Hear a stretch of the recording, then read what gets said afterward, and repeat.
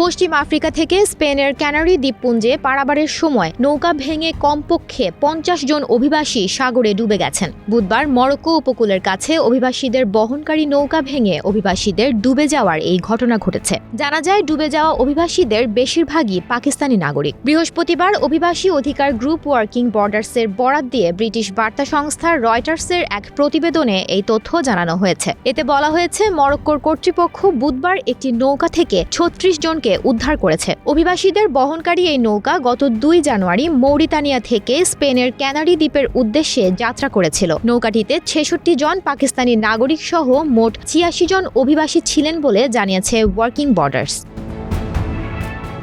সামাজিক যোগাযোগ মাধ্যম এক্সে দেয়া এক বার্তায় সংস্থাটির প্রধান নির্বাহী কর্মকর্তা হেলেনা মালিনো বলেছেন, যারা সাগরে ডুবে গেছেন বলে ধারণা করা হচ্ছে তাদের মধ্যে ৪৪ জনই পাকিস্তানের। তিনি বলেন, তারা সাগর পারাপারে যন্ত্রণাদায়ক ১৩ দিন কাটিয়েছেন। কেউ তাদের উদ্ধার করতে আসেননি।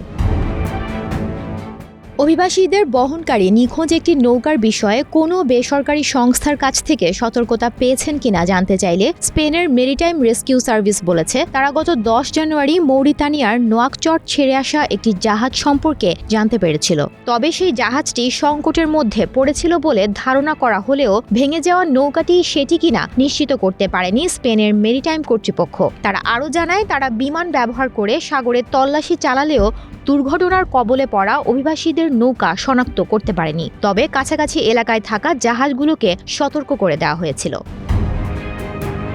ওয়ার্কিং বর্ডার্স জানিয়েছে, ৬ দিন আগে নিখোঁজ নৌকা সম্পর্কিত সংশ্লিষ্ট সব দেশের কর্তৃপক্ষকে সতর্ক করা হয়েছিল। সমুদ্রে হারিয়ে যাওয়া অভিবাসীদের জরুরি ফোন সংযোগ সরবরাহকারী বেসরকারি সংস্থা অ্যালার্ম ফোন বলেছে, গত ১২ জানুয়ারি স্পেনের সামুদ্রিক উদ্ধার পরিষেবা কর্তৃপক্ষকে দুর্দশাগ্রস্ত একটি নৌকা সম্পর্কে সতর্কিত করেছিল তারা।